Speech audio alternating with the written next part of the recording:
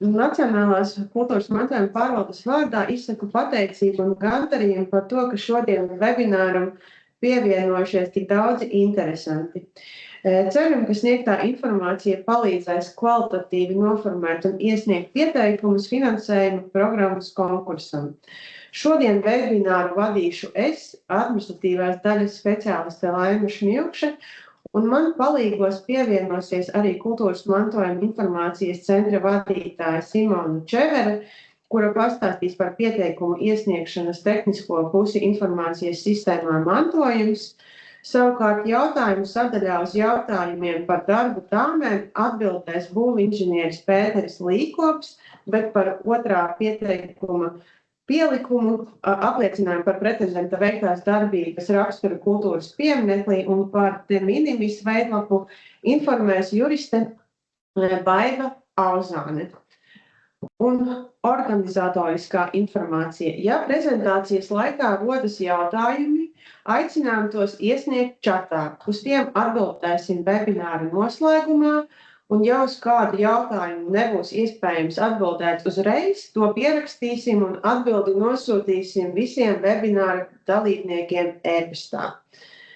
Par struktūru šim webināram. Plānojam iekļauties 2 stundās, un webinārs būs sadalīts 3 daļās. Sākumā es īsti iepazīstināšu ar programmas mērķi, un tā kā process sākas ar lietotāju izveidi informācijas sistēmā mantojums, vārds tiks dots Simonai Čeverei, kura izskaidros šo procesu. Šajā daļā varēsiet uzdot arī uzreiz jautājumus tieši par sistēmu mantojums, LV un lietotāja izveidi. Pēc tam es pastāstīšu par finansējumu konkursu pieteikumu sagatavošanu, kam pievērst uzmanību un kādas ir biežākās kļūdas. Un juriste Baiva Auzāne sniegs skaidrojumu par apliecinājuma veidlapu par saimnieciskās darbības veikšanu un de minimis veidlapu. Savukārt Pēteris Līkops par galvenajiem aspektiem darba tāmes sagatavošanā un atbildēs uz jautājumiem par tāmēm. Un noslēgumā uzklausīsim un apspriedīsim jūsu jautājumus.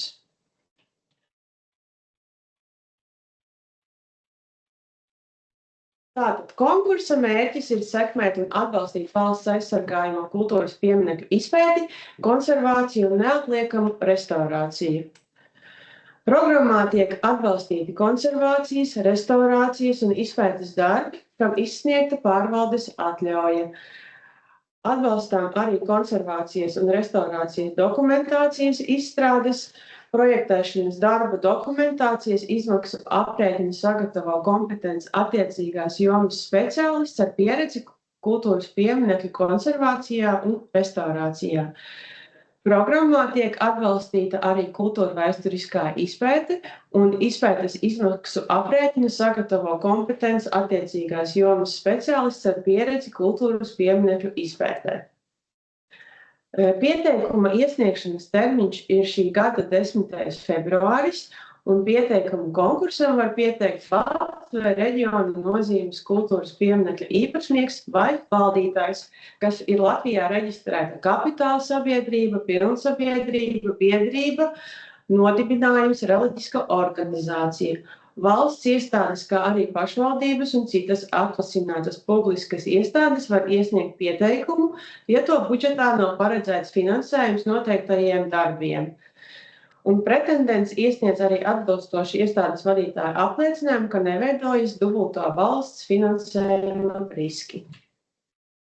Tālāk es dodu vārdu savai kolēģei Simonai Čeverei, kura izstāstīs par pieteikuma iesniegšanu informācijas sistēmā mantojums. Labdien, Simona! Jā, sveicināti! Labdien visiem! Es varu pārtraukt kopīgot šo ekrānu, varbūt, vai tev vajadzētu? Es pārņemšu. Labdien, cienījamie kultūras pieminekļu īpašnieki! Viņu pārstāvji, es ar lielu prieku redzu, ka jūs ir tik daudz šobrīd. Lūk, mēs esam šogad spēruši jaunu soli sistēmas izmantošanā un piedāvājam jums iespēju iesniegt pieteikumu finansējumam patiešo uzreiz sistēmā.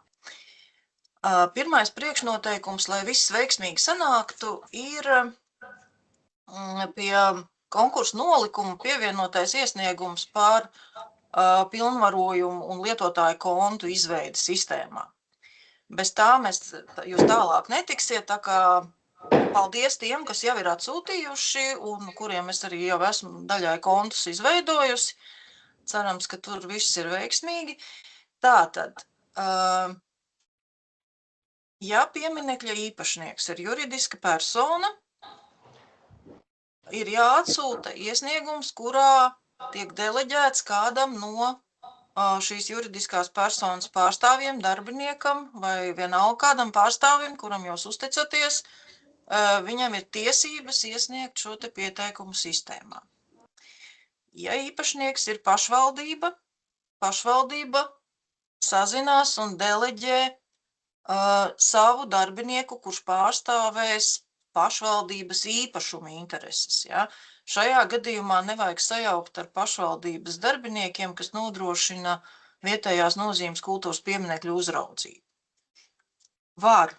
Mazās pašvaldībās var būt situācija, ka tas ir viens un tas pats cilvēks, bet tās tiesību lomas ir dažādas. Un tad ir trešā grupa, ir īpašnieki fiziskās personas, kas paši patiešo konkursā piedalīties nevar, bet ir jāvienojas ar kādu juridisku personu, biedrību, nodibinājumu, vienalga, kas jūs pārstāvēs, un tad savukārt šī te juridiskai personai vajag atkal to fizisko, kas fiziski ievadīs tos datus. Es ceru, ka es daudz maz saprotam izskaidroju. Tagad pārņemšu ekrānu un parādīšu dzīvē, kā tas viss izskatās. Tā. Tad. Visi redz, ja?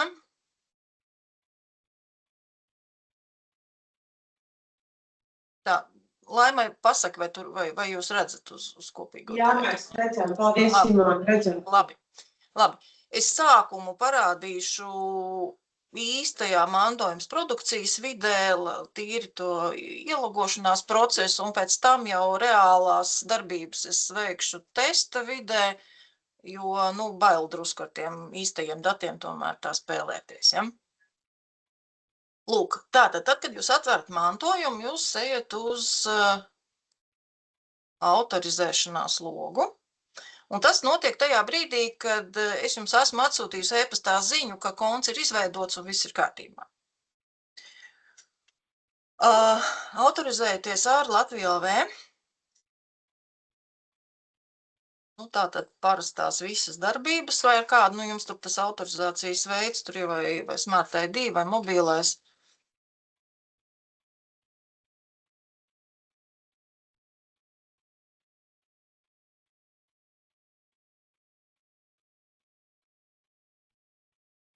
Visu man dzimšanas dienu varēs redzēt tagad tā, labi.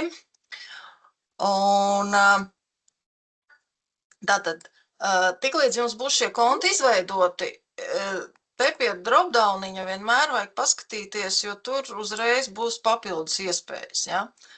Tātad, man ir darbinieks loģiski konts, ja, bet man ir vēl dažādi citādāki.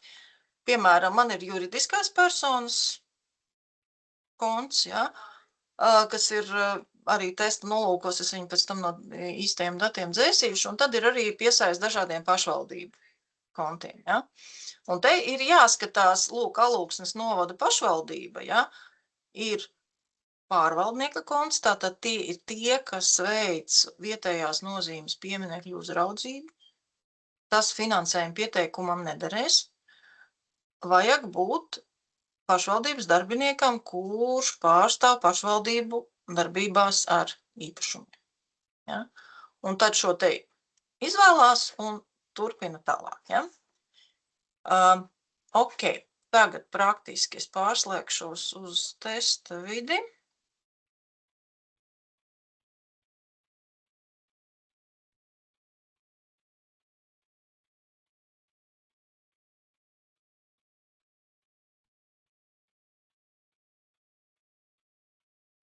Tā. Nebrīnieties, ka varbūt dati ir jocīgi, testa vidēs, ne tas vien gadās. Tā. Un vēl viens lūgums. Testa vidē man Latvijā LV nestrādā, līdz ar to es logošos ar vārdu, uzvārdu un paroli, ja, bet jums darba vidē jums vienmēr ir Latvijā LV, jebkurā gadījumā.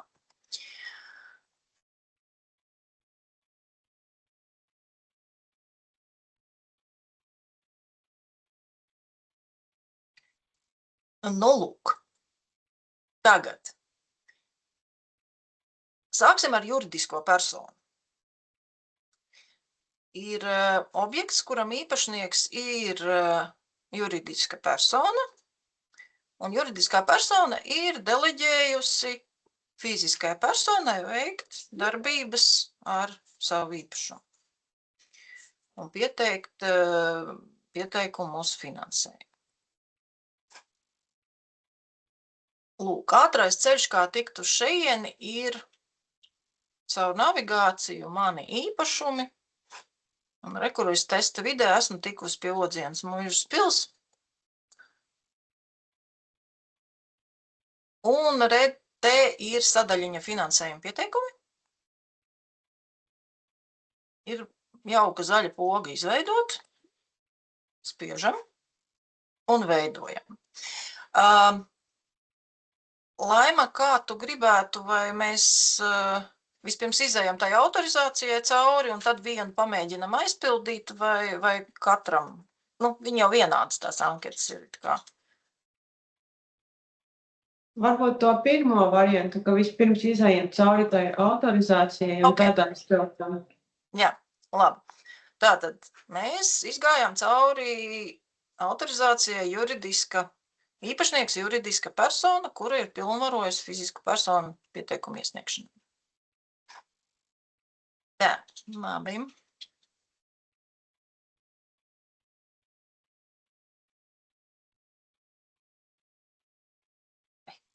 Rauši.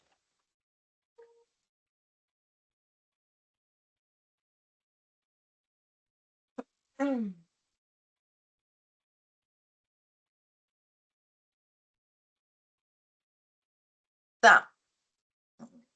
Tagad mums ir Valmieras novada pašvaldība, mums ir lietotāja konts, darbinieks, īpašnieks, ja, tātad tas, kas pārvalda īpašumus.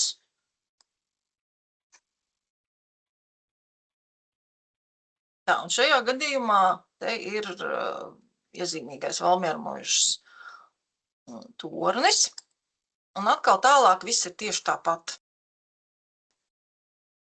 Ir finansējuma pieteikums, ir poga izveidot, un viss garais saraksts ar aizpildāmajiem lauciņiem ir jūsu rīcībā. Lielākais āķis ir tajā brīdī, kad ir pieminekļa īpašnieks ir fiziskā persona un ir deleģējums juridiskai personai iesniegt pieteikumu.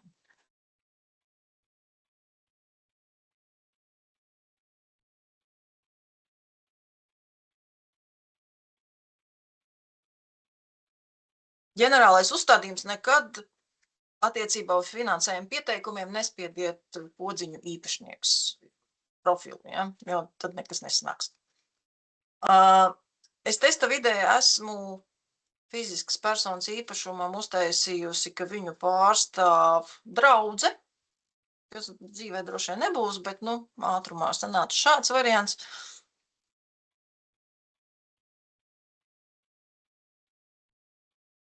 Un draudze šajā gadījumā ir pilnvarota persona. Un te kur tātad navigācijā ir īpašumi un pārvaldāmie īpašumi, un tātad tajā gadījumā, kad viņi īpašnieks tad var pilnvarotā persona, tad var caur šajieni.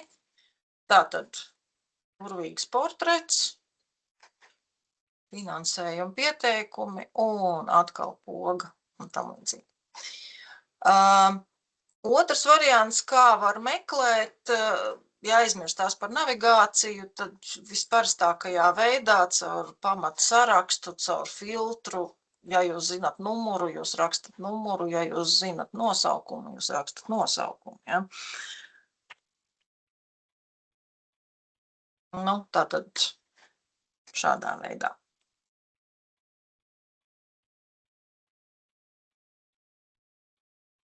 Ja? Vai, piemēram, šeit. Kaut ko neuzrakstīju. Aizmirstu, kā es viņu saucu vispār. Labi. Nu, tā tad var rakstīt pat nepilnu filtrā, var rakstīt nepilnu šo te nosaukumu, un tad ir vairāki izvēles varianti, un tad jūs atrodat to, ko jums vajag. Ja? Lūk. Tā. Nu, tad mēs, ja jau mēs esam pie konkrētā profila, tad ejam uz šejieni. Finansējumu pieteikumi izveidot.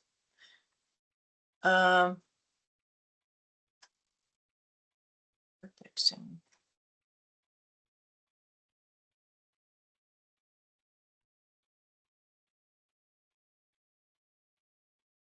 To testu nost, lai nav tik neglīti. Tātad finansējuma programmas tips ir izvēle, bet tur šobrīd ir tikai viena programma. Iesniedzēja organizācija. Tur uzreiz jums tiek piedāvāts papildus lodziņš. Un ar 3 izvēlēm. Ja? Tātad juridiska persona, pašvaldība vai valsts. Nu, šajā gadījumā juridiska persona. Un tā kā konts ir izveidots, tad šeit jau ierakstot nosaukumu vai reģistrācijas numuru, jums no datubāzes tiks pielasīts.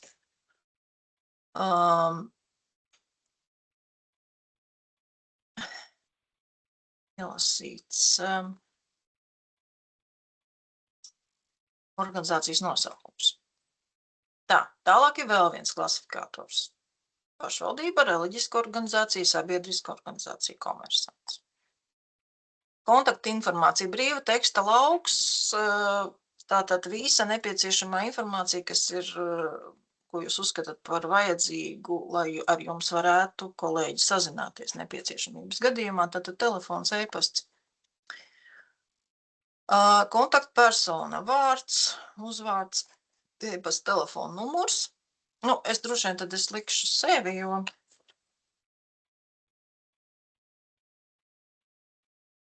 ar sarkaniem punktiņiem, protams, ir visi obligātie lauki, viņu šeit ir diezgan daudz.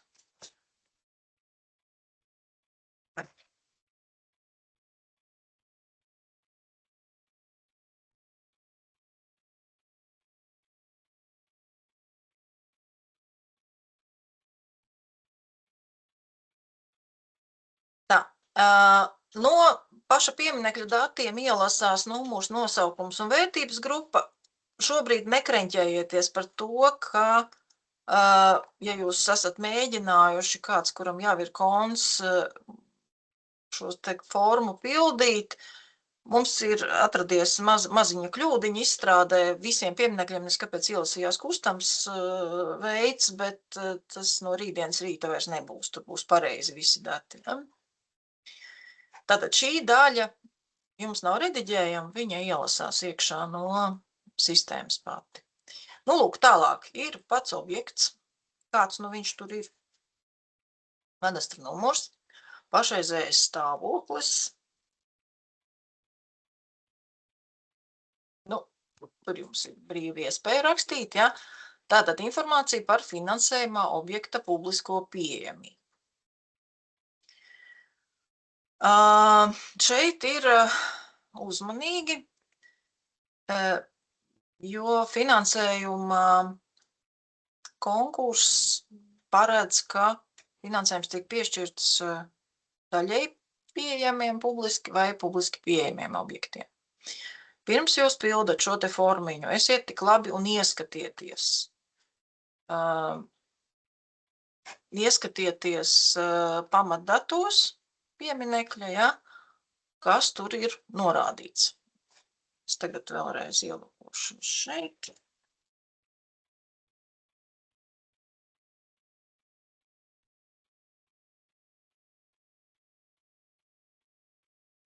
Vienkārši, lai parādītu.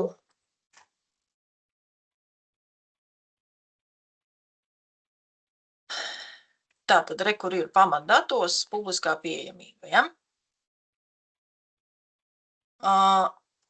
Un, ja nu gadījumā tur nav pieejams, tad ir mudīgi ar mums jāsazinās ar oficiālu iesniegumu pamatu, ja ir pamats noteikt lielāku pieejamības status, protams, ja.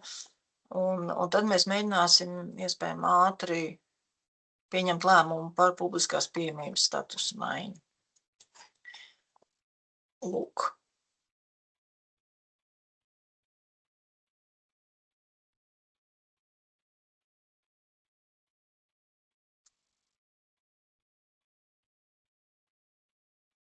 Tā, tālāk.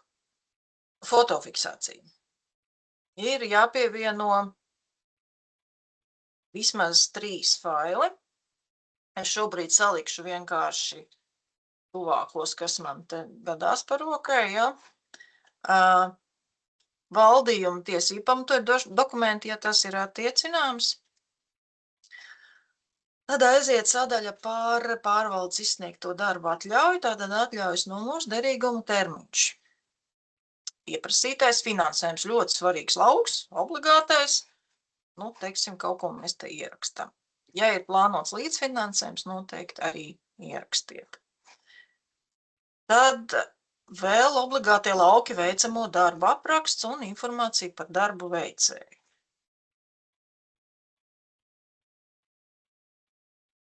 Es šobrīd rakstu ļoti īsi, ja, lai netērētu jūsu laiku, bet nu, pie darba aprakstiem un visās citās lietās, kur vajadzīga ir plašāk informācijas, ja tik labi, un lūdzu arī to rakstiet.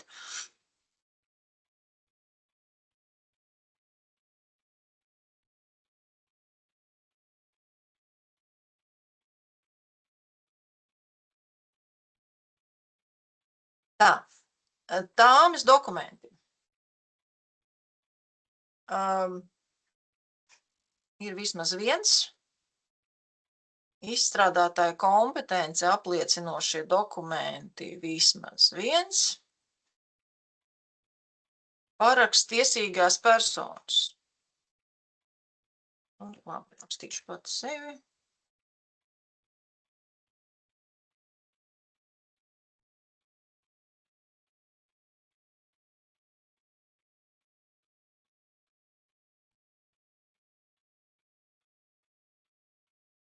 Tātad, paraksts tiesīgās personas apliecinājums.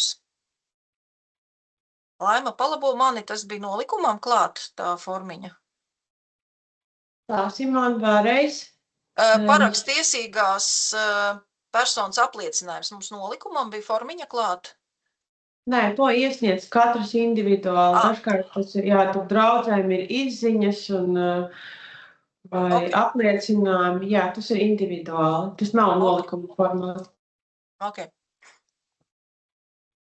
Tad ir apliecinājums. Atsakot, tie, kas nepiedalās pirmo reizi, noteikti jau zina visu šo te dokumentu kopumu. De minimis dokuments, par to kolēģi Baija Bauzāni pastāstīs vēlāk detalizētāk.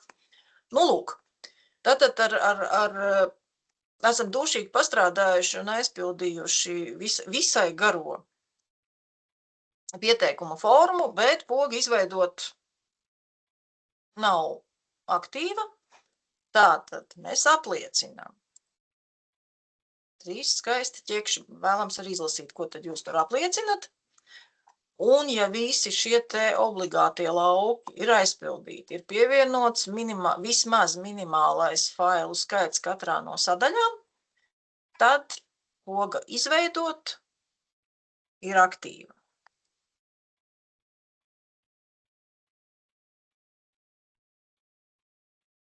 Un es tur sakrāmēju visādus palielus failus fonā, droši vien tāpēc viņš tagad nebaks mokās. Jā. Lūk, šajā brīdī, lūdzu pievērsiet uzmanību, pieteikums vēl ir jūsu pusē. Jo var gadīties, ka kaut kas pietrūkst, kaut ko nesat līdz galam izdomājuši. Mierīgi, nesatraucamies, sarakstam tik, cik var, saglabājam. Man nav otrais pa jaunu jāraksta. aizskrienam, dabūnam vajadzīgos dokumentus, vai attēlus, vai telefonu numurus, vienalga ko. Spiežam rediģēt, kaut ko mainam, palabojam, saglabājam. Kaut vai 3 reizes pa dienu vai 4 reizes, ja, vienalga. Galvenais iesniegšanas termiņu nepalaidiet garām. Un tad, kad liekas, ka viss ir kārtībā, viss ir korekti, tad spiežam pogu iesniegt. Lūk, un tagad, ja mēs paskatāmies pie finansējuma pieteikuma, te nu viņš ir. Tajā brīdī, kad kolēģis sāks izvērtēt un skatīties, te mainīsies arī status. Ja? Šobrīd viņš ir iesniegts statusā. Tas, ko es neparādīju, ka šeit viņš parādīsies arī tajā sagatavas melnraksta formātā. Jūs viņu arī šeit varat mierīgi atrast un rediģēt. Ja, ja vien būsiet saglabājuši, nekur viņš nepazudīs. Nu, un tad ir pacietīgi jāgaida konkursa komisijas lēmumi un rezultāti, patiesību sakot. Mums nav izstrādāts šobrīd sistēmas vidē vēl visa vērtēšana un lēmumu sūtīšana caur sistēmu. Tas mums ir nākamajās kārtās, bet vismaz šis pieteikuma iesniegšana tagad ir jau klāt pie objekta. Lūk, nu tas patiesību sakot, man arī ir viss. Ļoti, ļoti aicinu neatlieciet uz pēdējo brīdi iesniegumus par kontu izveidi, jo es cilvēciski saprotu, mēs visi kaut ko mūsdienu daram pēdējā brīdī, bet es esmu uz tiem kontu izveidošanām viena un dikti negribās tās pēdējās naktas strādāt. Ja? Es labprāt iekļautos darba laikā un mēģinātu, bet es jums apliecinu, es visus tos kontus izveidošu. Ja? Ja man kaut kas tur nebūs skaidrs vai ko, es zvanīšu un es jūs meklēšu rokā un jautāšu. Ja? Tā kā nesatraucieties, mēs kopīgiem spēkiem tiksim galā. Nekas traģisks un pārmērīgi sarežģīts tur nav. Un droši var man rakstīt, zvanīt un jautāt. Es cik varēšu, tik palīdzēšu. Un arī pārējie kolēģi noteikti varēs palīdzēt. Un arī reģionālās nodaļas, cik es zinu, arī ir gatavas palīdzēt. Ja? Tā kā. Plus vēl, es neatceros, vai Laima to teica vai nē, gadījumā, ja kaut kas galīgi nesanāk, tad vienalga var iesniegt arī tādā pašā veidā kā pagājuši gadu, ja galīgi viss striķi trūkst. Jā, liels paldies Simonai par izvērsto stāstījumu, un tieši mums šajā sakrā ir jautājumi čatiņā arī tieši par šo informācijas sistēmu, un viens no jautājumiem bija par to, kāda ir atšķirība iegūmi zaudējumi, ja pieteikumu iesniedz neizmantojot mantojumu LV profilu. Un es tikai vēlos informēt, ka jā, šajā gadā vēl var iesniegt nosūtot uz e-pastu, bet būtībā tuvākā nākotnē mēs pārējām pavisam uz to, ka pieteikumus iesniegs caur mantojumu sistēmu. Tāpēc pašu labāk ir tomēr iesniegt šos pieteikumus caur informācijas sistēmu. Nu, ja galīgi kaut kas neizdodas pat piezvanot ar mūsu visu kolēģu palīdzību, tad var mēģināt un sūtīt, protams, arī uz e-pastu, un mēs pieņemsim arī šos pieteikumus.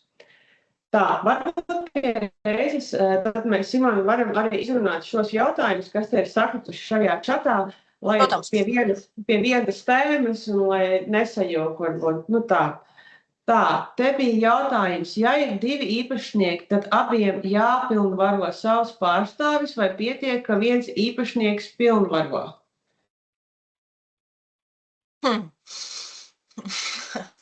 Labs jautājums. Nu, principā ir tieši tas pats, kas ir ja tas viss notiktu papīra vidē. Vai iesniedzot e-pastā. Nu, Baiba varbūt mani var precizēt, bet vispār no tādas loģikas viedokļa ja objektā, kuram ir 2 īpašnieki, ir plānoti kādi darbi, tad abiem īpašniekiem ir jāzina un jāpiekrīt šiem darbiem. Ja? Abi īpašnieki var mierīgi ietilpināties vienā pieteikuma veidlapā, tā nav problēma. Labi, paldies, Simon. Un tad ir vēl viens jautājums arī. Vai juridiskai personai drīkst būt vairāk kā viens pārstāvis ar izveidotiem kontiem? Protams. Tā ir jūsu izvēle, kā jūs organizējat darbu. Tad Ilze mums jautā, vai tad, ja šajā programmā neplānojam iesniegt projektu, jo nav spēkā esoša pieminekļu atļauja, vajag izveidot kontu informācijas sistēmā mantojums? Pilnīgi noteikti.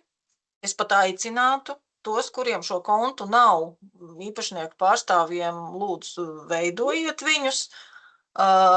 Sistēma vēl aizvien ir, protams, pilnveidošanas procesā, un mēs ikdienā strādājam pie tā, ka nedaudz labojam kaut kādas neveiksmīgas vietas, papildinam ar jaunām funkcionalitātēm, un aizvien tā informācijas tur ir vairāk, un viņa ir pilnīgāka, un galu galā, ja jau man reiz šeit ir iespēja jūs uzrunāt, tad pieminekļu īpašniekam, kuram ir šis te konts sistēmā, jūs varat savam piemineklim pievienot attēlus, jūs varat pievienot dokumentus, ja jūs to gribat, protams, un ja jūs esat gatavs ar šiem te materiāliem dalīties.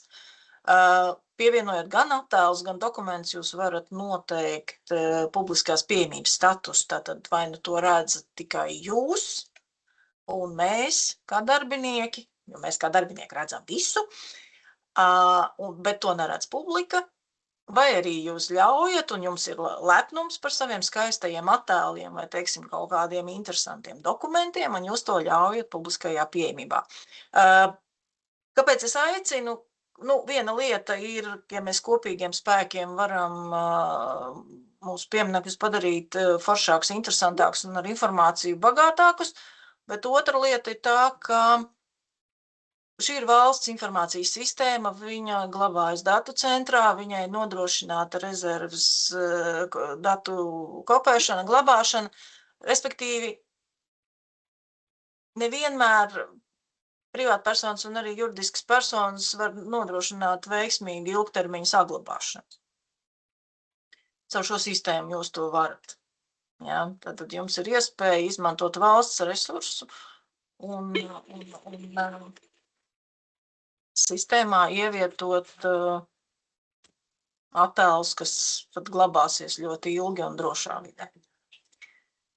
Bet jā, īsais jautājums, jā, var izveidot, tikai lūgums tiem, kuri neplānos finansējumu, varbūt tad pēc tā februāra, kurš tur datums bija, lai mums te nesanāk sastrēgums.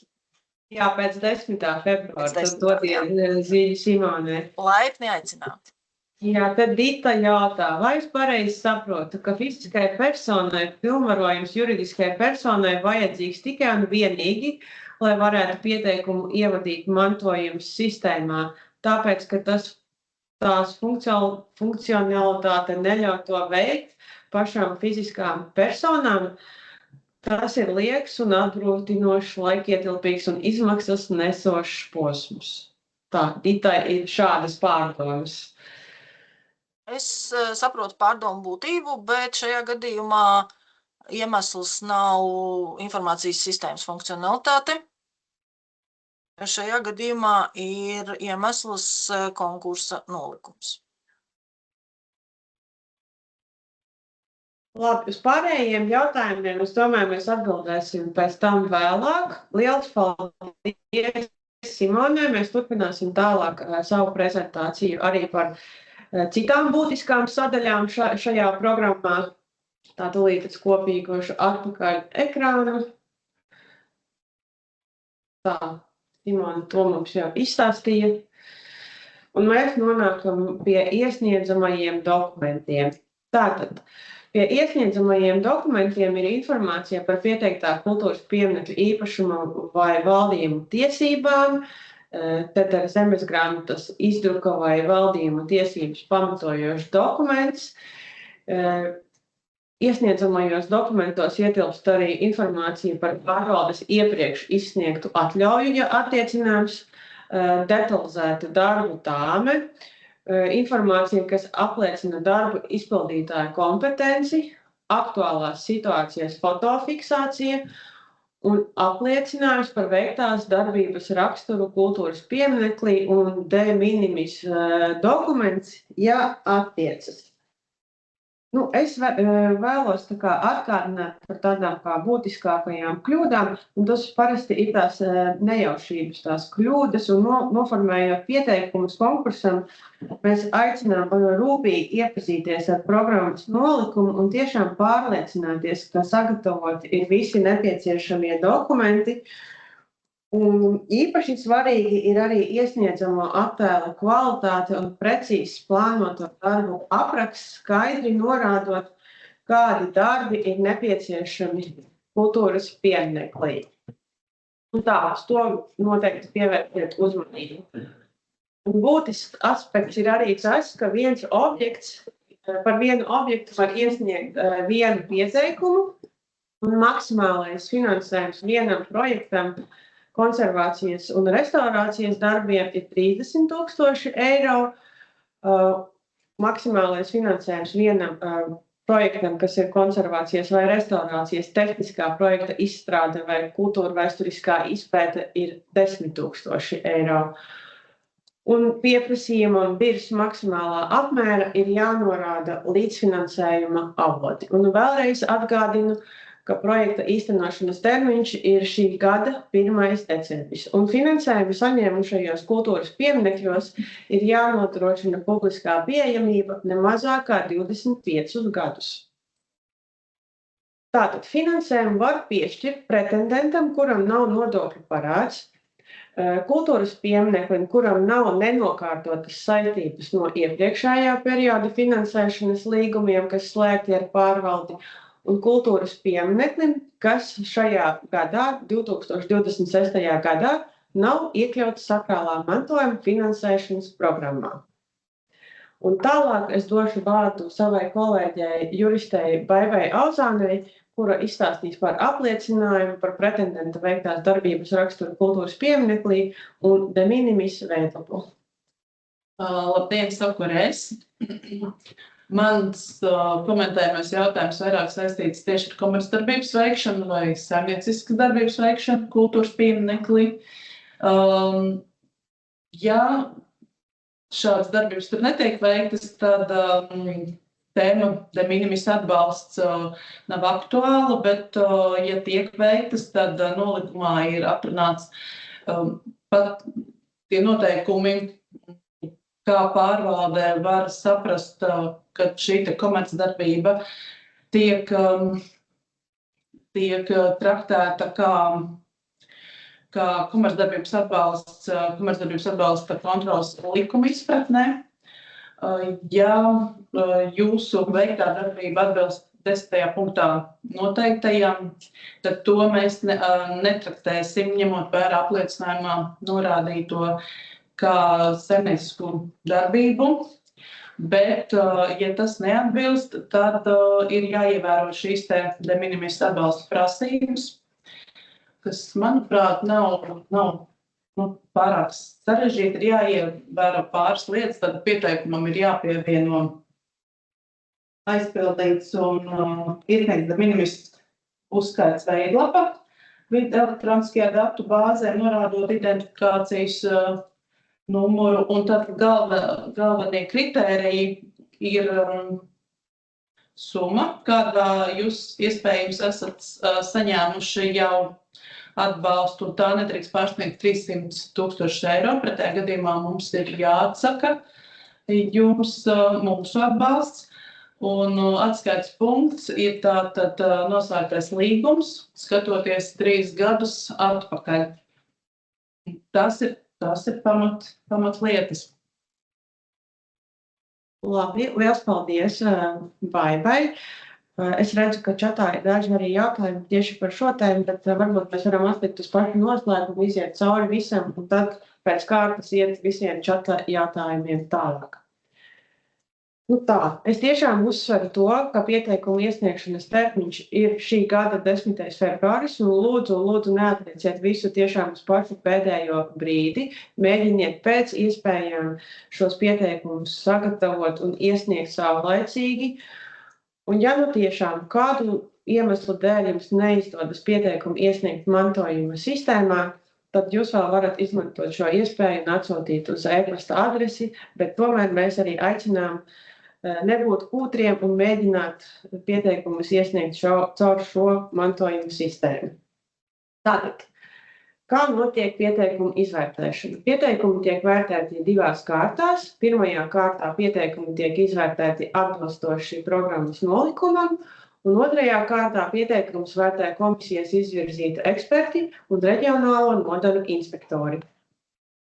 Tātad, eksperti un reģionālo nodaļu inspektori pieteikumus vērtē pēc šādiem kritērijiem. Tiek vērtēts objekta saglabātības tehniskais stāvoklis, objekta pieejamība, līdzfinansējums plānotajiem darbiem, plānoto darbu atbilstība, pamatojums un ietekme uz kultūras pieminekļa saglabāšanu, pieprasītā finansējuma budžeta atbilstība plānotajiem darbiem un objekta ilgtspējas nodrošināšana rezultātu ilgtermiņu ietekme. Pēc tam tiek pieņemts kāds no šiem komisijas lēmumiem atbalstīt, piešķirot finansējumu, atbalstīt samazinātā norādīto darbu un vai finansējumu apjomā, vai arī noraidīt pieteikumu finanšu trūkuma dēļ. Pēc tam atbalstīto pieteikumu saraksts tiek publicēts pārvaldes mājaslapā vienas nedēļas laikā no komisijas lēmuma pieņemšanas dienas. Lēmumu par finansējumu piešķiršanu vai noraidījumu paziņo ne vēlākā 1 mēneša laikā no lēmuma pieņemšanas dienas.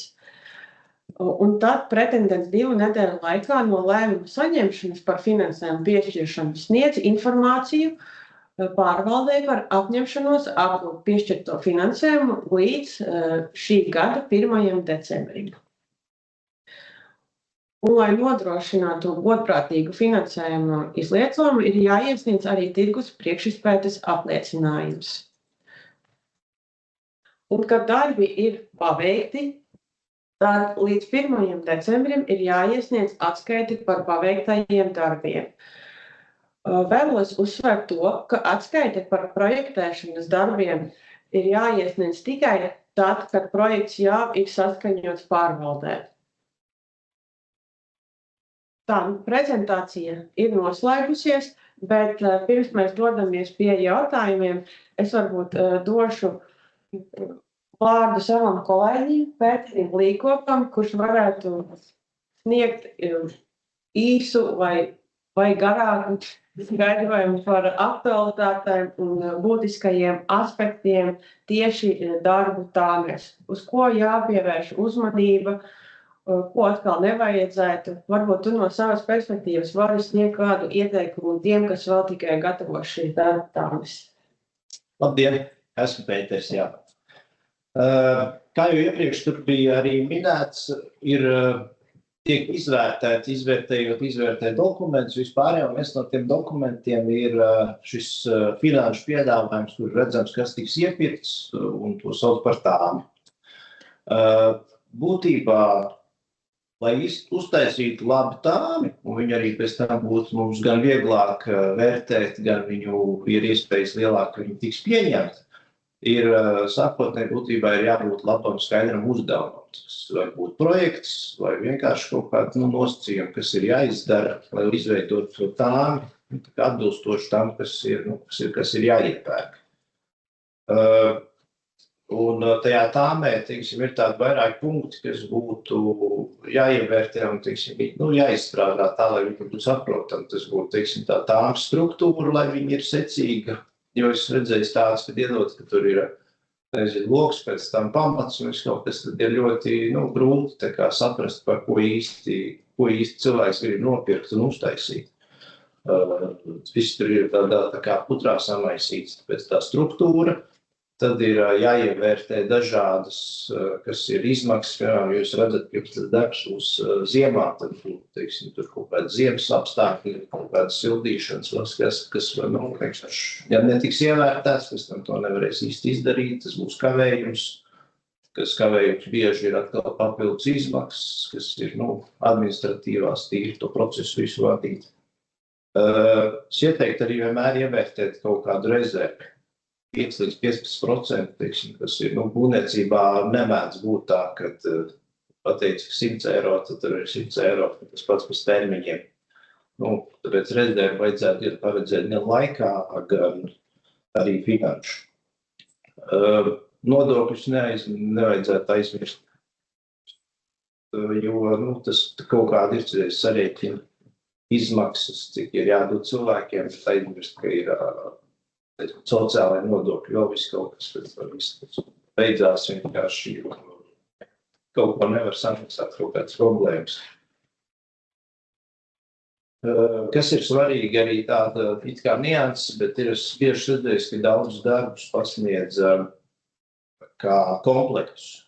Tos man gan grūti izvērtēt, man ļoti bieži pēc tam jautājumi, un tur ir, ja tas arī iziet cauri, teiksim, man priestās, pēc tam arī ir pasūtītājiem ar izpildītāju, tur ir domstarpības, kas tajā komplektā iekļaujās. Tāds uzraksts kaut kāda sija, nenorādot ne metrus, ne koku apjomus. Man uzreiz tur ir 3 jautājumi vai vēl vairāk, kas tas tāds ir, cik tur vajadzēs papildus detaļas, jo norādot komplektā cenu, tur ir, man tas nav skaidrs, līdz ar to es ļoti bieži uzdod jautājumus, tas tiek, aizkavējās visu tā apstiprināšanu. Jā, tās principā arī tās ir tās galvenos punktus, kas būtu tā kā jāiekļauj. Kļūdas, kas ir pārsvarā, ir tie paši, tie komplekti gampali, kurš viņi neiet cauri. Ir bieži ieliek cenas vai vecas vai, pārspīlētas, būtu ir jāpārbauda, protams, pēc savām iespējām. Lai būtu vidējie tirgus cena atbilstoši, tad būs pa augstu vai pa zemu tās cenas, tad ir, pa zemu varbūt ne, tā būs vairāk jūsu problēma, bet pa augstu tas būs uzreiz atkal no mūsu puses jautājumi. Apjoms ir jāmēģina vienmēr tas tāmē uz vērtēšanu, tik daudz varbūt nav tā, ka es visu projektu pārbaudu, bet tas būs jums pašiem, lai apjomu atbilst reālajiem. Jūs gribat uztaisīt 100 kvadrātmetru jumtu, vajadzētu iekļaut 100, nevis tur 70. Un tāmē ir vienmēr divas brīži. Vienu brīdi ir, kad jūs to līgumu visu taisat, tad jau mēs viņu pārbaudām. Otrs ir tad, kad tiek veikta izpilde. Es ļoti bieži redzēju, ka izpildi raksta tā kā brīvā formā. Vienmēr ir jābūt tā, ka izpilde ir 1:1 ar tāmi. Vienkārši tur pa mēnešiem viņi ir daļa izpildīta, tur 10%, pēc tam 20%, pēc tam pārējie 70% vai kā. Bet ļoti bieži cilvēki tajās izpildes formās, tas forma 2 saraksta kaut kādas savus redzējumus, čekus ierakst iekšā, iekopējamo visu kaut ko, kas it kā nav. Tas netiek neatbalstīts, nepieņemts, palielināts, samazināts kaut kādas papildus pozīcijas. Tas noteikti, var gadīties, protams, ka tas ir vajadzīgs, bet tas ir citādāk risināms, tās ir papildus vienošanās, kuras ir jābūt klāt pie tā visa. Ir varbūt, kāda pozīcija izslēgta, saprot, ka darba procesā nav vajadzīga, to naudu kaut ko citu izdara, bet tā ir papildus vienošanās, kas jābūt klāt pie tās tāmas, lai redzams, kur tā nauda ir noņemta, pielikta, nevis vienkārši kaut kur izdzēst un pielikta. Jā, es uzreiz gribētu pārtraukšu tevi, Pēteri, par šīm papildus vienošanām šādos gadījumos. Tad, ja rodas šādi gadījumi, kad saprotat, ka kaut ko nevarēsiet veikt un saprotat, ka ir jāveic kaut kāda papildus darba, tad lūdzu ziņojiet saulaicīgi, rakstiet iesniegumus par konkrēto situāciju, paskaidrojiet, kas ir noticis, un tad tālāk programmas komisija izvērtē šo iesniegumu un pieņems kādu no lēmumiem, lai piemēram, grozītu šo līgumu tāmi, Un tad arī tā atskaita būs saprotama, ko pēc tam Pēteris saņems, vērtēs, piemēram, tad tev arī būs skaidrs par to, kas ir noticis šajā laika gaitā par šo visu. Tas tāds īsts komentārs. Tā ir, jā. Nu tā. Labi, tad varbūt mēs varam ķerties klāt jautājumiem. Visi kolēģi klātesošie, ceru, ka mēs visi kopā mēģināsim kaut kā sniegt atbildes uz šiem jautājumiem, un mēs varam viens otru arī papildināt. Un tad viens no jautājumiem šeit ir šāds. Artūrs jautā, ja kultūras pieminekli zem viena kultūras pieminekļa numura ir vairākas ēkas un pieteikums ir vienai no šīm ēkām, vai šādu pieteikumu pārvalde pieņems? Jā, mēs pieņemam šādu pieteikumu. Pilsētu būvniecība. Ko lūdzu? Pilsētu būvniecība, pasaka, ka tas... Jā, izņemot par pilsētu būvniecību. To gan mēs tad nepieņemsim. Tātad, ja ir arhitektūras, vēstures, mākslas, arheoloģijas, vienalga, industriālais piemineklis, un tas ir normāli, ka var sastāvēt no vairākām daļām. Viss ok, jūs pie objekta noprecizēsiet, par ko ir runa. Un arī dokumentācijā parasti projektā to redz, nav nekāda problēma. Problēmas ir par pilsētu būvniecības pieminekļu teritorijā esošām ēkām, kas nav pieminekļi. Tās šajā te finansējuma programmā nevar piedalīties. Jā. Tad Liena mums jautā, kā iespējams sniegt informāciju par darbu veicēju, ja tas būs zināms tikai pēc iepirkuma noslēgšanās. Jā, šī ir tāda situācija, un tā mēdz būt. Un šajā gadījumā ļoti labi var palīdzēt tas, ka jūs varat aizpildīt šo tirgus priekšapētes apliecinājumu, kad vienkārši jau esat apzinājuši, kādi varētu būt šie darbu veicēji. Jums tāpat vajadzētu noskaidrot arī, kāda ir aptuvenā summa, ko jums apmēram būtu nepieciešams jūsu plānotajiem darbiem.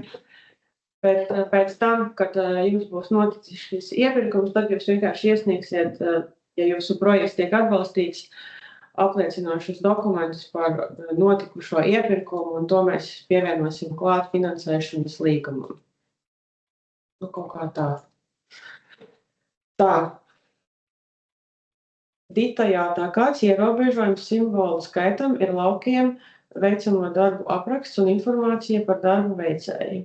Tā, kā mums šī brīža īsta atbilde nezinu, bet es noteikti noskaidrošu. Nē, mēs tiem lielajiem aprakstu laukiem diezgan lielu tu zīmju skaitu likām konkrētu ciparu. Šobrīd nevar pateikt, bet apskatīšos un nezinu, kā mēs varam vēlāk kaut kā. Mēs varam pēc tam visiem uzrakstīt atbildi uz šo jautājumu, precizēt. Tā, Gatis jautā, ja publiskā pieejamība piemineklim, kultūras pieminekļa saraksta datos rādās publiskā pieejamība daļai pieņems, vai tas atbilst, lai mēs varētu piedalīties konkursā? Jā, Gati, jūs varat piedalīties konkursā. Viss ir atbilstoši. Tā, vai ir pieejams konsultants, kas palīdz sagatavot pieteikumu formu? Tāda atsevišķa konsultanta mums nav, bet jūs varat zvanīt man reģionālajām nodaļām un varat konsultēties, kādu padomu, ja tiešām kaut ko no kādas sadaļas, kas jums ir jāizpild un pieteikumā nesaprotat, jūs varat konsultēties ar pārvaldes darbiniekiem, rakstīt ēpastus man vai reģionālo nodaļu kolēģiem, un mēs kopīgiem spēkiem mēģināsim jums palīdzēt. Tā mirklī kaut ko nevarētu dzirdēt. Tā, jautājums pilnvarotā un parakstiesiskā persona var nebūt viena un tā pati. Tas ir domāts droši vien par to iesniegumu mantojums sistēmā. Nē, tev veidlapā ir parakstiesīgā persona. Bet tas ir attiecas tad, ja tikai sniedz caur ēpastu veidlapī vēl iesniedz. Sistēmā mums veidlapā nav. Tā, mēs tulīt precizēsim. Jā, paņemam kā citu jautājumu, kas ir tādi pažamies.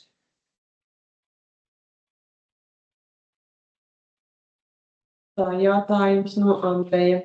Vai var pieteikt finansējumu nepieciešamiem darbiem, kuri apstiprināti ar pārvaldes izdoto dokumentu, bet kuri nav atbilstoši saskaņoti būvvaldē? Proti, vai var pieteikt provizorisku tāmi ar tajā iekļautajiem projektēšanas darbiem un realizēt darbus jau pēc iespējamā finansējuma piešķiršanas? Tā varbūt Pēteris var kaut ko šajā tīri sistēmas tajā, kā tas viss notiek. Manuprāt, visam ir jābūt saskaņotam, jau visur. Kurā gadījumā mēs jau uz kaut kādu projektu vai kā pamats to visu bītam, varētu provizorisku tāmi. Kurā gadījumā viņas provizorisku? Tikai mūsu. Jā, bet ja tie ir restaurācijas darbi, tad tur būs tikai pārvaldes atļauja un tikai uz atļaujas pamata, tā kā mēs varam atbalstīt tos darbus, kas ir plānoti. Jā, bet jebkurā gadījumā, tā kā, ja tie ir praktiski veicami darbi, ir nepieciešama pārvaldē saskaņota darbu atļauja. Tā, un te ir jautājums Simonai, kā es zināšu, kā mans iesniegums konta izveidē būs izveidots? Tāpēc, ka jūs saņemsiet no manas e-pastu. Pilnīgi noteikti. Es jums uzrakstīšu un pateikšu. Ir. Tā, vai parakstiesīgai personai jāpievieno apliecinājums no uzņēmuma reģistra, ja tas ir pieejams reģistrā? Nē. Skaidrojiet pieejamību objektam vismaz 25 gadi. Tā, tie 25 gadi ir atrunāti likumā. Par to, ja jūs saņemat valsts atbalstu, jums ir jānodrošina publiskā pieejamība 25 gadus. Vai daļēji. Vai daļēji pieejamība.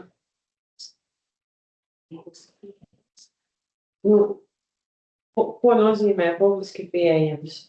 Tas nozīmē to, ka jūsu piemineklis ir pieejams sabiedrībai. Vai jūs arī esat izdomājis kaut kādu laika grafiku, kad sabiedrība var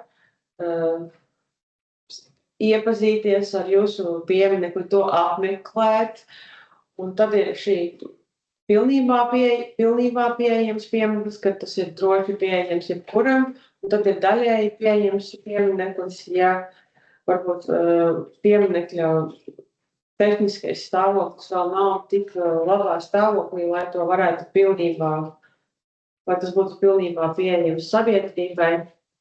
Jā, bet, jebkurā gadījumā jums ir jānodrošina veids, kāds ir pieejams sabiedrībai. Tā Solvita jautā, kāpēc nevar autorizēties ar Latvija LV, ja esmu? Nevar saprast jautājumu, jā. Tā, Andrejam ir vēl viens jautājums par pieteikumu darbiem objektā, kurš ir daļēji publiski pieejams. Draudzē pieder vairāk īpašumu, tā skaitā baznīca, kas ir vietējās nozīmes kultūras piemineklis. Tā arī daudz dzīvokļu ēka, kur arī ir vietējās nozīmes kultūras piemineklis, bet ja baznīcā ir vienmēr atvērta apmeklētājiem, tad daudz dzīvokļu māja, kur gan atrodas pilsētas vēsturiskā centrā, to var brīvi aplūkot, tajā var tikt iekšā. Tā, ja dzīvoklis izmanto vairākas vai objekts, kuru respektīvi var redzēt tikai no ārpuses, pienāk, bet netikt iekšā, ir uzskatās par daļēji publiski pieejami. Un vai var lūgt piešķirt finansējumu renovāciju. Šajā gadījumā, Andrej, man jūs uzreiz ir jāatgādina, jo šī programma atbalsta tikai reģiona vai valsts nozīmes pieminekļus. Jums jāmēģina rast kādas citas atbalsta iespējas. Par tām var interesēties savā pašvaldībā vai arī meklēt kādus citas programmas, kur sniedz arī atbalstu vietējās nozīmes pieminekļiem. Tā, Solvita, apliecinājums par pretendenta veiktās darbības raksturu kultūras pieminaklī, ja nav uzskaita par Latvijas iedzīvotāju īpatsvaru, tad nevaram iesniegt pieteikumu. Tā ir kā šo jautājumu mēs varam atbildēt. Nē, tur ir minēts vismaz viens no šādiem kritērijiem, ja jums nebūs un viņi ir vismaz 3. Tātad, ja jūs nevarat konstatēt, ka pieminekļu apmeklētāji tikai pārsvarā ir Latvijas iedzīvotāji, tas ir saistīts ar to, ka vispār šī lieta ir saistīta ar to, lai nekļūtu ļoti kā konkurence un Eiropas Savienībā. Tad ir vēl cits, piemēram, ka īstenotie kultūras pasākumi atbalstītajā kultūras vai kultūra izglītības infrastruktūrā pārsvarā ir latviešu valodā.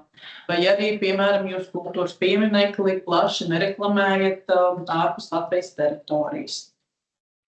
Jā, tas tā pamat noteikums, un tā ideja ir tāda, jā, ka tātad vienam netiek piešķirts lielāks atbalsts kā citam, un tādā veidā viņš kļūst par konkurētspējīgāku attiecībā pret citiem, īpaši attiecībā pret citām Eiropas dalību valstīm un to komersantiem. Tā, varbūt tev vēl viens uzreiz jautājums. Vai viesnīca un telpa normu pasākumiem nozīmē, ka nav darbība kultūras jomā?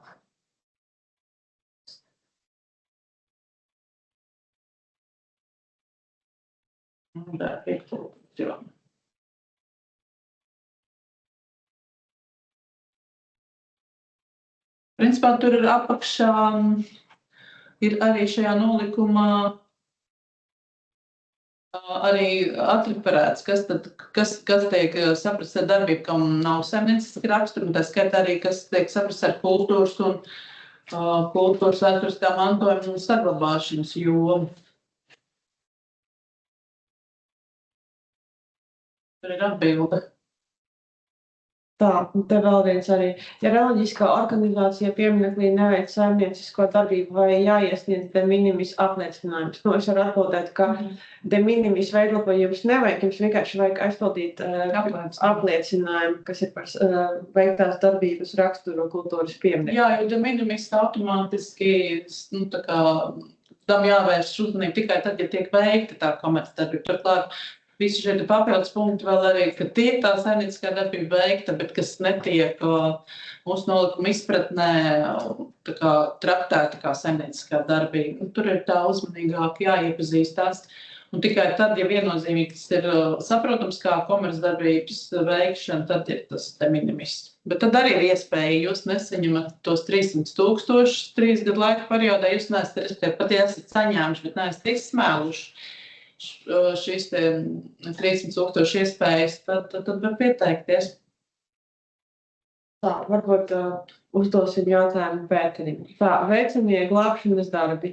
Cik sīki nepieciešams aprakstīt, ja ēka tehnisku iemeslu dēļ ir demontēta, bet atjaunošana notiks balstoties uz arhitektoniski māksliniecisko inventarizāciju, būvprojektu un saglabātiem autentiskiem materiāliem? Es neredzu, tas projekts jau pats būtu tā detalizācija aprakstīt tikai ko. Jau pats būvprojekts un visa inventarizācija, viss, kas būs arī tas, kas ir nepieciešams. Visu, lai varētu visu izstrādāt un izdarīt. Tad Solvita mums jautā, vai ir pieejama persona, ar kuru konsultēties, vai esošā tāme ir gar pieteikumam. Tādas personas mums nav, jo tomēr tās tāmes mēdz būt arī dažādiem darbiem, bet jūs varat, ja Pēteris neiebilst, uzrakstīt ēpastu, varbūt tīri konsultatīvi pajautāt. Bet tā mēs nepārbaudīs. Mums nebūs tā, ka kāds... Tajā brīdī, kad jau būs iesniegts pieteikums, jau mēs pārbaudīs. Tajā brīdī var arī viņu izmainīt. Tad jau ir par vēl. Tas nebūs godīgi vairs par citiem. Tad ir jau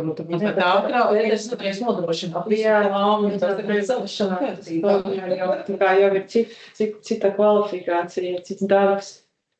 Tā, vai projektēšanas izmaksas, kuras jau ir apmaksātas no kopības līdzekļiem, arī var iesniegt kopā ar restaurācijas darbiem, kuri vēl tikai būs pēc finansējuma apstiprināšanas? Tā īsti nevarēs. Vai ja jūs jau kaut ko tur esat apmaksājuši, šī programma neatmaksās jums to, par ko jūs jau esat samaksājuši. Jums ir jāsniedz par darbiem, kurus jūs plānojat vēl veikt. Tā, vai tāmē iekļaujums telpu īres izmaksas, kur plānoti restaurācijas darbi, piemēram, glazinājumi? Šis ir jautājums ļoti interesants. Vai mēs tāmē iekļaujam telpu īres izmaksas, ja, piemēram, ir plānot restaurēt gleznu, tur restaurēs gleznu. Tā. Varbūt vēlāk mēs atbildēsim uz šo jautājumu, jo tas ir tāds, uzreiz nevaram atcerēties.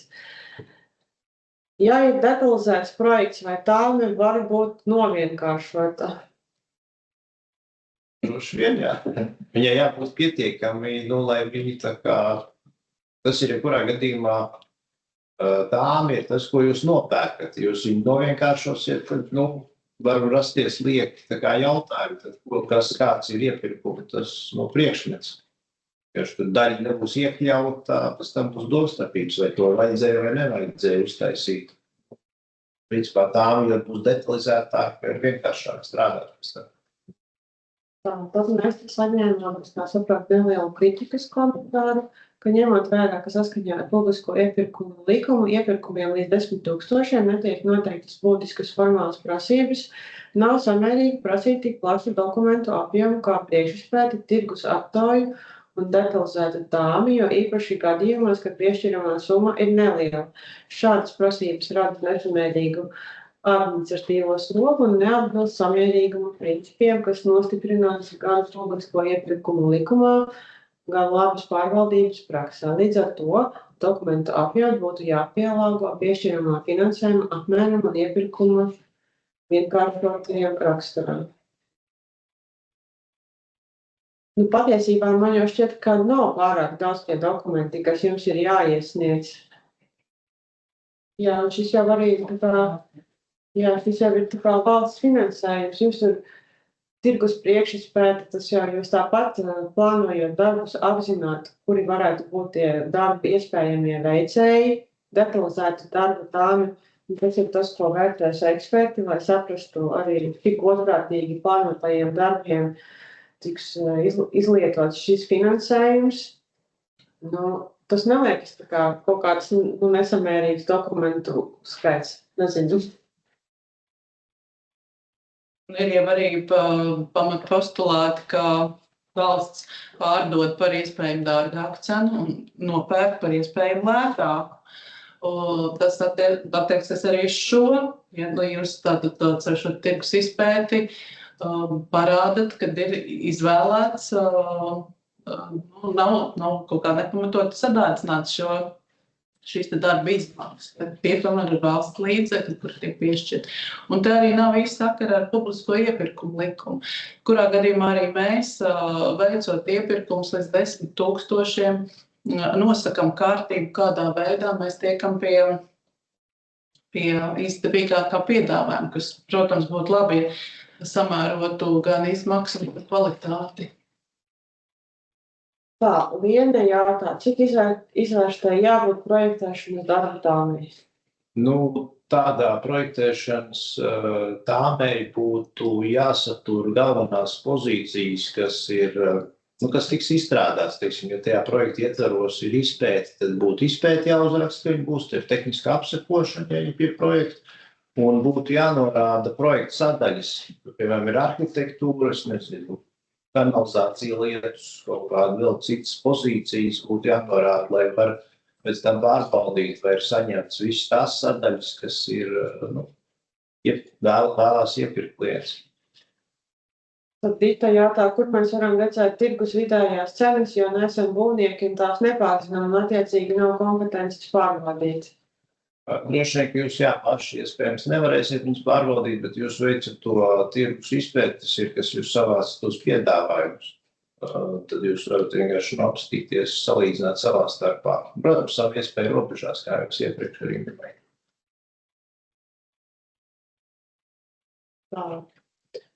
Vita raksta, ka pāris gadus atpakaļ iesniedzām pieteikumu projektēšanas darbiem bīstamības novēršanai, bet atteica, ja tāma nesot noformēta atbilstoši nolikumam. Lai gan nolikuma tāmas formai ir ieteikuma raksturs arī šobrīd. Kāds pamatojums projektētājiem iesniegt būvu izmaksu tāmi, kā to dara būvnieki, kā lai norāda mehānismu, būvu izstrādājumu, laika formu, ja ir veikta tirgus izpēta atbilstoši kas te būtu. Es tā neesmu padomāt. Izskatās, ka kāds no apmeklētājiem ir kopīgojis ekrānu. Ivo, lūdzu, beidz kopīgot ekrānu.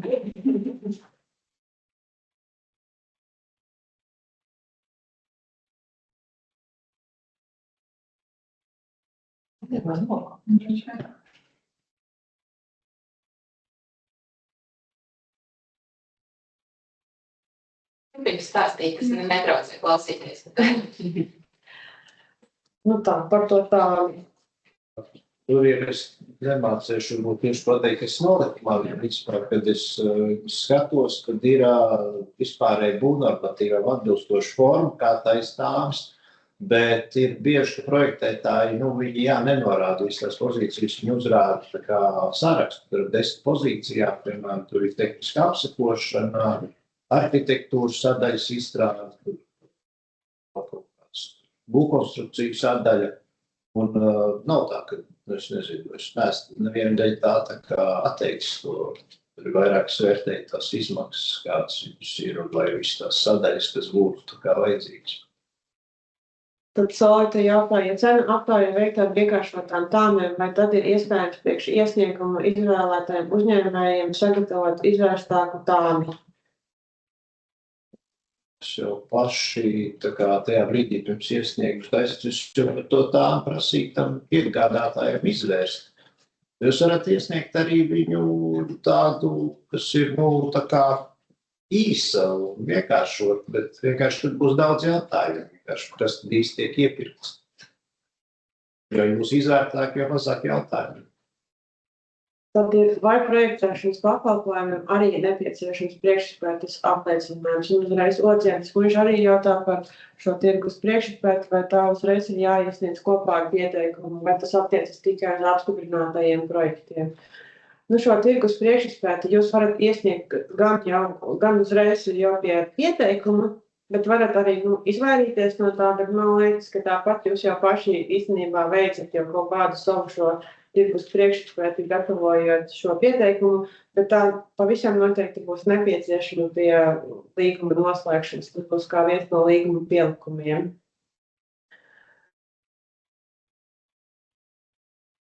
Tad Vita raksta, ka pārvaldē nebūtu jāvērtē tāmas saturu, jo izteiksmes līdzekļi un veidi katram rakstītājiem ir dažādi, lasītājiem arī. Galvenais, ka veikta tirgus izpēte. Un ir pretendents, kas ir gatavs veikt darbus atbilstoši tam dokumentu kopumam, kas tika iesniegti cenu aptaujas laikā. Tāds komentārs no Vitas. Ko nozīmē nevērtēt tāmu saturu? Ir dažas reizes, kad ir iesniegts tā forma, tāmai iesniegt citādāk. Tad vienkārši man ir sarežģītāk izvērtēt, ja kāds tur ir nevis atbilstoši būvnormatīviem, kas ir noteikti pieņemt formu, kas ir visiem zinām būvniecībā, bet brīvā formā uztais grūtāk izvērtēt, tik grūtāk saprast, kas tur ir iekļauts, nav iekļauts, bet es tik un tā viņus izskatu. Bet tas, kas saturs, es tik un tā izvērtēju, vai tur tās pozīcijas, kurām ir jābūt, vai viņas tur ir, viņu izmaksas, tās tik un tā netiek vērtētas. Tā, Dita jautā, kur var redzēt pieminekļa nosaukumu un valsts aizsardzības numuru, ja nav pieejas mantojuma saldējā? Vai jums vēl kāda pieeja, kas to varam redzēt? Nekustamiem kultūras pieminekļiem viss tā pati informācija ir arī teritorijas plānojumā. Konkrētās pašvaldības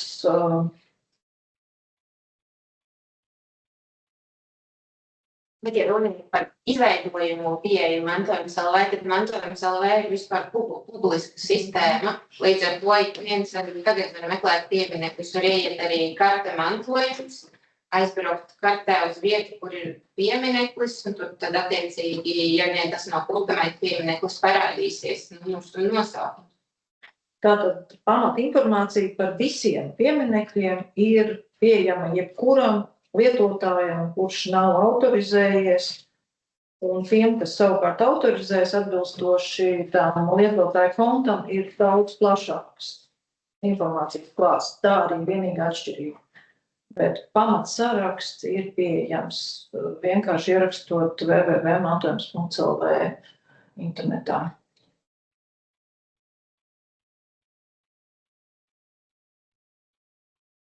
Labi.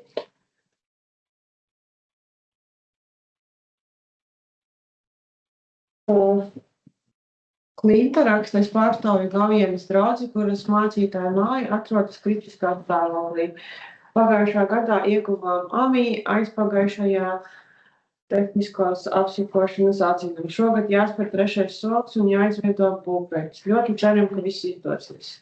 Klintam mēs arī novēlam, lai jums viss izdodas un jūs veiksmīgi sagatavojat labu pieteikumu un tad tālāk jau lai veicis visās abās konkursu izvērtēšanas kārtās.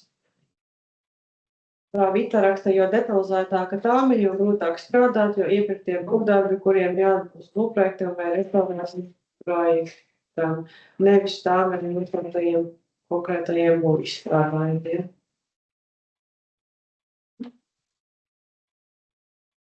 Tā ir pēdējā. Mēģināt saprast.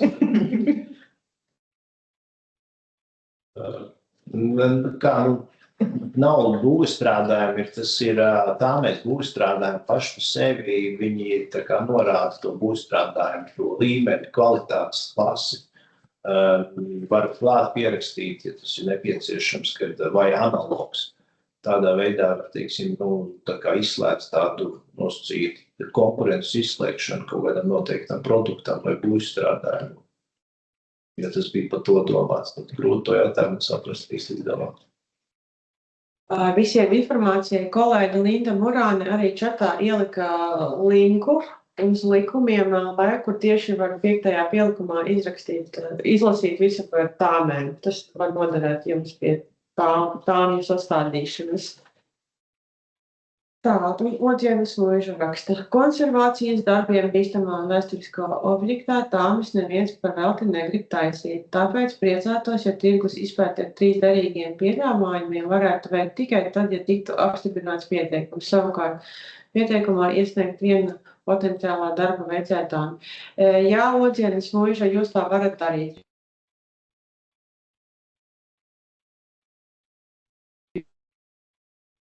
Es jau iepriekš minēju, ka jūs tirgus to priekšspētes apliecinājumu varat pie pieteikuma uzreiz nesniegt, bet tas būs obligāti nepieciešams pie līguma noslēgšanas.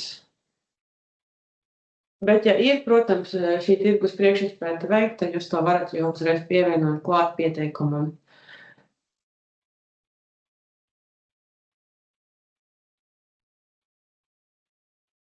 Tā, kaut kas ir palaists.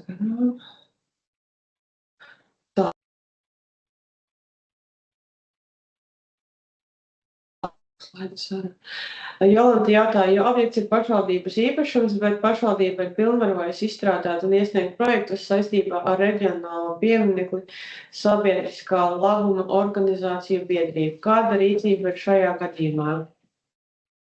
Jūs lietotāju fonda izveidas iesniegumā tā arī norādat. Tātad iesniegums ir no pašvaldības, jūs pilnvarojat šo te juridisko organizāciju un viņā tiek norādīts konkrēts cilvēks, 1 vai 2, vai cik tur, kuriem būs tiesības iesniegt un veidot šo te pieteikumu. Tā, un Aigars jautā, vai drīkst iesniegt vairāk kā vienu pieteikumu juridiska fiziska persona, ja vairākas ēkas atrodas vienā kompleksā un pieder vienai personai. Atļauts iesniegt par atsevišķām ēkām, par vienu objektu var iesniegt vienu pieteikumu. Ja jums ir vairākas ēkas ar atsevišķiem numuriem, tas nav tā kā aizliegts, bet noteikti tā kā vajadzētu izvērtēt. Man liekas, ka jautājums vairāk ir par to, ka viens piemineklis sastāv no vairākām ēkām. Nē, tad par vienu pieminekli viens pieteikums tikai. Tad tā. Un man vēl ir arī jautājumi, un uz kuriem es esmu sagatavojusi atbildes, kuri jau bija iepriekš iesūtīti. Es tos varbūt nolasīšu, lai pārējiem arī ir skaidrs šīs atbildes. Tad viens no jautājumiem bija, vai programma prioritāri atbalsta valsts nozīmes kultūras pieminekļu jumtu domaiņu. Šī programma prioritāri atbalsta glābšanas darbus, un ja jumta stāvoklis ir kritisks un tā nomaiņa ir neatliekama, šādu darbu, protams, ir atbalstāmi, jo tas būtiski ietekmēs arī kultūras pieminekļu saglabātību. Tad bija vēl tāds ļoti interesants jautājums, vai Latvijas Mākslas akadēmijas tēlniecības studenti var atjaunot vai modernizēt Rīgas Brāļu kapu bojāto vārtu kolonas fragmentu vai citu kapu sastāvdaļu kā diplomdarbu. Nolikums paredz, ka darba veicējiem ir jābūt pieredzē darbā ar vēsturiskajiem objektiem, vismaz 2-3 objekti.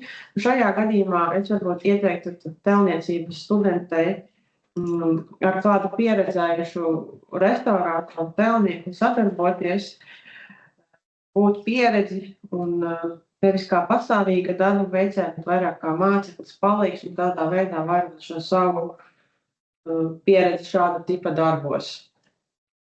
Un vēl viens jautājums bija, kādas ir iespējas saņemt atbalstu reģionālās nozīmes kultūras pieminekļu un valsts pieminekļu zonā, ja jumta sijas ir satrupējušas un jumts draud iegrūt. Kādu jumta segumu izvēlēties? Uz to var arī atbildēt Pēteris, tad man sniedzi arī rakstiski, vai es arī varu nolasīt tavu atbildi. Jā. Tātad Pēteris atbildēja man arī šo jautājumu, ka var saņemt atbalstu gan pagaidu risinājumu, gan atjaunošanai, izmantojot vēsturiskajiem materiāliem un metodēm pietuvinātus risinājumus. Un, lai ēka saņemtu atbalstu un tā saglabātu pēc iespējas vairāk vēsturiskās substances, ir nepieciešama izpēte par to, kas agrāk ir bijis un kas ir atzīstams par autentisku un saglabājums. Uz tā pamata izveidojot projektu un visu šo pievienojot pie iesnieguma ar izmaksām un pārējiem nepieciešamajiem dokumentiem. Tad man vēl bija ienācis jautājums, vai valsts iestādes tiešām var pieteikties programmai. Jā, valsts iestādes var pieteikties programmas atbalstam, taču ir nepieciešams iesniegt apliecinājumu par to, ka nav plānoti šie darbi jau par esot, ka darbi ir plānoti. Kā man paskaidrot? Jā, ka nav šis dubultais finansējums no valsts, lai nerasto šī dubultā finansējuma riski, tāpēc mums ir jāiesniedz apliecinājums par to. Kaut kā tā.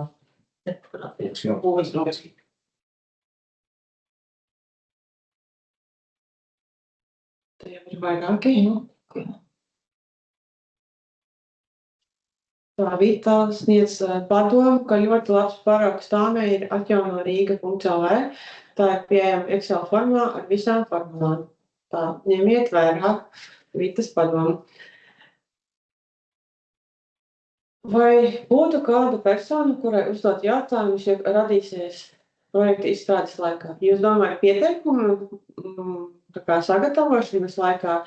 Ja jūs domājat par pieteikumu, tad par pieteikumu es jums varēšu palīdzēt un sniegt atbildes. Jūs varat rakstīt un zvanīt Laimai Šmjukšai, administratīvās daļas speciālistei. Tā nācēšana raksta objektam ir saskaņots projekts, būvatļauja un pārvaldes atļauja, kur uzrādīts darba veicējs.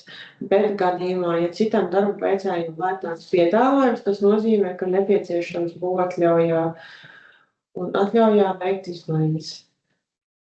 Man liekas, tad nepieciešams veikt šīs izmaiņas, tad jums ir jāraksta iesniegums, tas jānosūta uz pārvaldes centrālo e-pastu, un tad tiks veiktas šīs izmaiņas. Būvērtētas pats tad ir tajā būvniecības informācijas sistēmā, ja tur ir jau viņš kā darba veicējs, tad arī iesniegums ir par darba veicēju laiku. ieteikums, ja jums ir vajadzīgs šī te atļaujas izmaiņas, pārvaldes atļaujas izmaiņas, iesniegumā norādiet, ka tas ir saistīts ar finansējuma programmu. Mēs centīsimies iespējami ātri sagatavot, lai jūs varat paspēt visu iesniegt. Tā jautājums no Līdas, kurai atkal jautājums no viena īpašnieka. Vai pieteikumā nepieciešams veikt cenu aptāju, ja būvnieks jau ir atrasts? Iepriekš programmā jau ir piedalījies ar šo projektu. Pieteikumā jūs vēl varat neveikt šo cenu aptāju, bet šī cenu aptāja, jeb tirgus priekšizpēta tāpat būs nepieciešama, ja tiks noslēgts šis līgums, jo tas apliecina godprātīgu valsts līdzekļu izlietošanu. Tā, vai apmaksā arī būvuzraudzību? Tā, mēs to liekam, kā Mums ir redzējis kaut kā tā, ir bijis. Ja? Nu, šo varbūt mēs precizēsim un atsūtīsim jums visiem atbildēs par būvuzraudzību.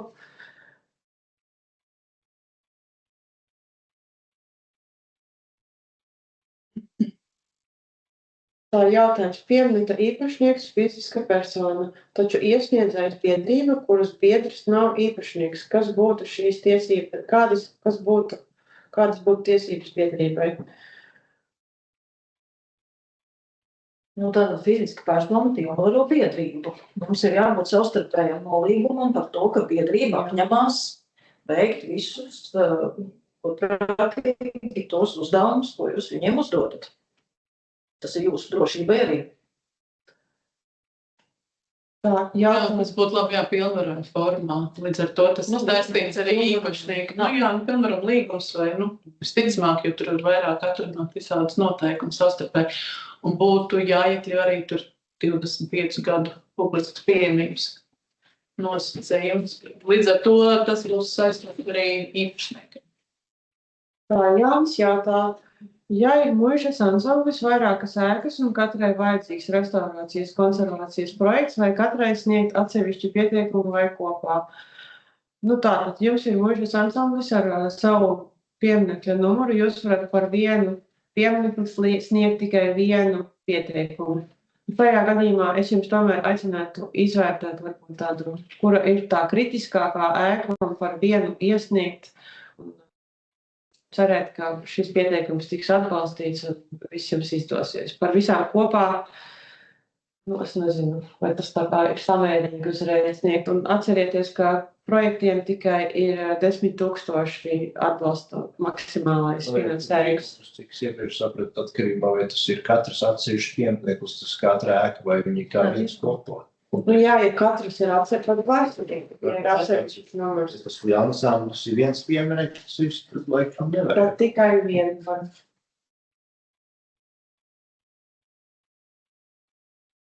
Tā, vai ir vajadzīga atsevišķa veidokla par interešu konflikta neesamību? Tas pie cenu aptājas.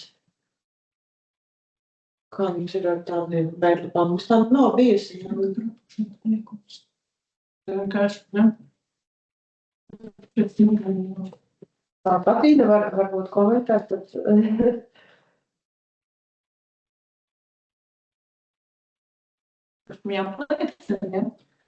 Sanāk, ka tirgus priekšpēc apliecinājumā, kas ir 3. pielikums nolikumā, tur pašās beigās arī pie paraksta ir jāapliecina, ka nav apstākļu, kas radītu interešu konfliktu.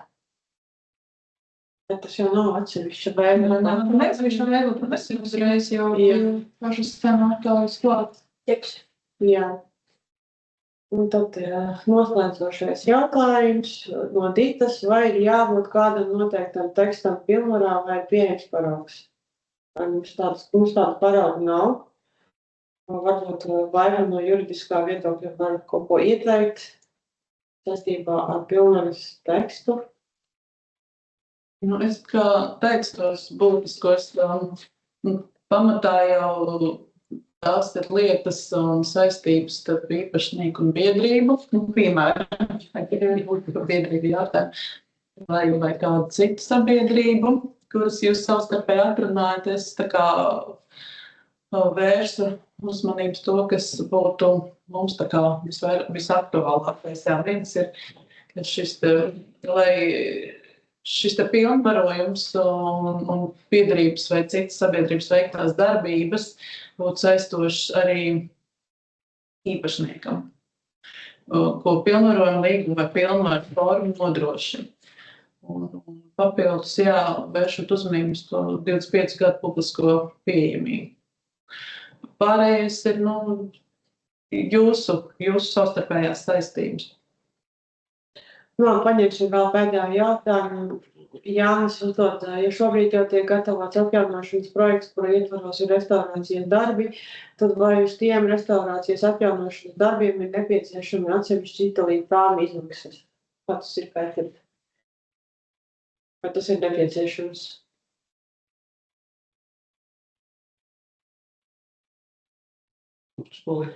Tā tas ir pētīt.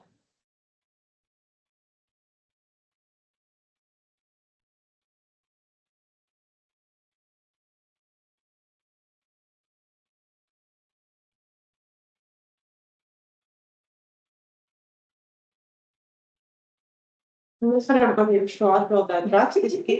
Iestājas aptikums. Jā, ir Cik kopā projektu iesniedz kā vienu daļu un būvdarbs jau atsevišķi. Vai te kopā ir kādreiz? Man tā īsti nav, ka kopā sārunājums vajag saskaņot projektu. Jā, nebūs. Būs atsevišķi vienkārši pēc nosacījuma. Nevarēsim iesniegt tā kā vienlaicīgi. Jā, sākumā vajag tomēr par Uztaisīt projektu, un tam būs savas izmaksas, un restaurācija, kas ir būvdarba kaut kā, tam būs atsevišķi pieteikums. Vienkārši vienā nevarēsiet iesniegt kā tādu. Jā. Pabūt izdarīt apspēs arī. Jā, pirmkārt izdarīt nevarēs, un arī noteikti nevajag tā kā vienā pieteikumā salikt visus nepieciešamos darbus. Labāk izvēlēties tiešām, kas ir šobrīd akūti tāds nepieciešams un būtisks, lai nodrošinātu pieminekļu saglabāšanu tieši šobrīd. Jā, tas tāds ieteikums.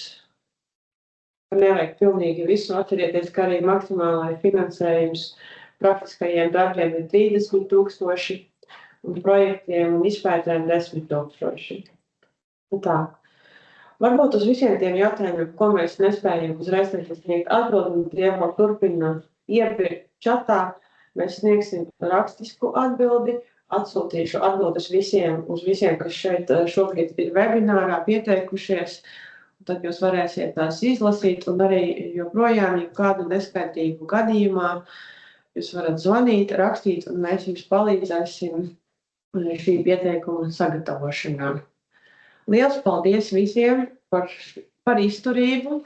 Gandrīz 2 stundas būsim izrunājuši par šo programmu, un cerams, ka viesuši arī kādu skaidrību, tad uz tikšanos, un lai visiem veicas. Paldies!